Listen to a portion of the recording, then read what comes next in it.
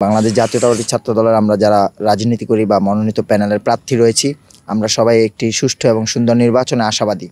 তো বিগত দিনে দেখা গিয়েছে যে বেশ কিছু শিক্ষার্থীর দাবির মুখেই আসলে এই যে ডোপ টেস্টের আয়োজন করতে সম্মত হয়েছে প্রশাসন। আমরা এই দাবিটির সাথে সম্পূর্ণ একমত এবং আমরা এই দাবিটিকে আমরা সাধুবাদ জানাই এবং প্রশাসনের সিদ্ধান্তকেও আমরা সাধুবাদ জানাই। তবে যেহেতু এই ডোপ টেস্টের ব্যাপারটি এসেছে মাদক নির্মূল করার জন্য ক্যাম্পাস থেকে, মাদকমুক্ত ক্যাম্পাস গড়ার প্রত্যয়েই আসলে এই ডোপ টেস্টের আয়োজন।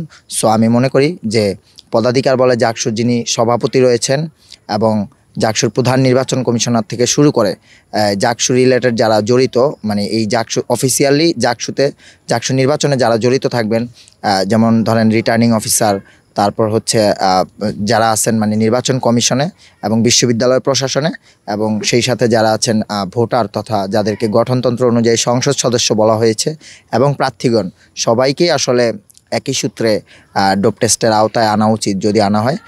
এবং আমি মনে করছি যে সকলকে এই ডোপ টেস্টের আওতায় আনলে মাদকমুক্ত ক্যাম্পাস গড়া সম্ভব। একমাত্র স্মার্ট সিটি বসুন্ধরা, আধুনিকতায় এক ধাপ এগিয়ে। বাংলাদেশ জাতীয়তাবাদী ছাত্রদল সবসময় নারীর অগ্রযাত্রায় বিশ্বাসী। নারী মানেই মাতৃত্ব, নারী মানেই নেতৃত্ব, নারী আছে বলেই পৃথিবীটা এত সুন্দর। সো নারীদেরকে যারা হেনস্থা করে তারা আসলে ছাত্র সমাজের যদি অংশ হয়ে থাকে, তারা ছাত্র সমাজের কলঙ্ক। এবং দেখেন বাংলাদেশ জাতীয়তাবাদী ছাত্রদল নারীর অগ্রযাত্রায় যে ভূমিকাটি রেখেছে, বিশেষ করে জাহাঙ্গীরনগর বিশ্ববিদ্যালয়ে, আপনি জানেন যে বিগত জুলাই আগস্ট অভ্যুত্থানের পরে আমরা বাংলাদেশ জাতীয়তাবাদী ছাত্রদল জাহাঙ্গীরনগর কমিটি হওয়ার পরে আমরা একজন নারী শহীদের নামে শহীদ নাফিসা ব্যাডমিন্টন টুর্নামেন্ট আয়োজন করেছি উন্মুক্ত সকল শিক্ষার্থীর জন্য। সেখানে নারীরা স্বতঃস্ফূর্তভাবে অংশগ্রহণ করেছে।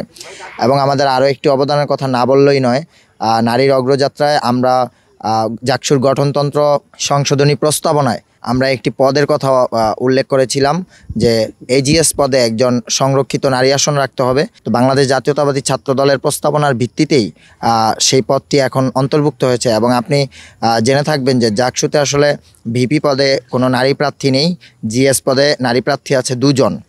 তো এর মধ্যে বাংলাদেশ জাতীয়তাবাদী ছাত্র দলই একমাত্র দল যারা দল হিসেবে সাংগঠনিকভাবে একজন নারী প্রার্থী দিয়েছেন এই পদটিতে।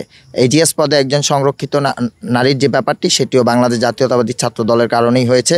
এবং এছাড়াও আমি বলবো যে আমার ব্যক্তিগত ইশতেহারেও আমি উল্লেখ করেছি যে নারীদের বিরুদ্ধে যে সাইবার বুলিং করা হয়, সাইবার বুলিংয়ের বিরুদ্ধে আমি একটি সেল গঠন করব যদি আমি জয়ী হয়ে আসতে পারি। এবং বাংলাদেশ জাতীয়তাবাদী ছাত্রদল সবসময় এই ধরনের র্যাগিং ট্যাগিং বুলিংয়ের বিরুদ্ধে অবস্থান নিয়েছে। এবং আপনি জানবেন যে গতকালও আমরা জাহাঙ্গীরনগর বিশ্ববিদ্যালয়ে আমরা একটি প্রতিবাদ কর্মসূচি পালন করেছি। আমি বলবো আমি হামিদুল্লাহ সালমান, ইংরেজি 49। দীর্ঘদিন ধরে আমি ফ্যাসিবাদের বিরুদ্ধে, স্বৈরাচারের বিরুদ্ধে এই ক্যাম্পাসে প্রকাশ্যে রাজনীতি করেছি। এই রাজনীতি করতে গিয়ে আমি কখনো হলে থাকতে পারিনি 5 আগস্টের পূর্ববর্তী সময়, এবং আমি একাধিকবার হামলার শিকার হয়েছি। তবুও আমি এই জাহাঙ্গীরনগরকে কখনো ছেড়ে যাইনি। আমি যতবারই হামলার শিকার হয়েছি আবার ততবারই এই জাহাঙ্গীরনগরের শিক্ষার্থীদের জন্য ঢাল হয়ে দাঁড়িয়েছি, এটা আপনারা জানেন। তো আপনাদের প্রতি আমার রিকোয়েস্ট, আপনাদের ভাই বন্ধু কিংবা ছোট ভাই হিসেবে আমাকে কাজ করার সুযোগ দিবেন। কার্যকরী সদস্য পদে 23 নম্বর ব্যালট নিয়ে আমি লড়াই করছি। আমাকে সবাই দোয়ায় রাখবেন।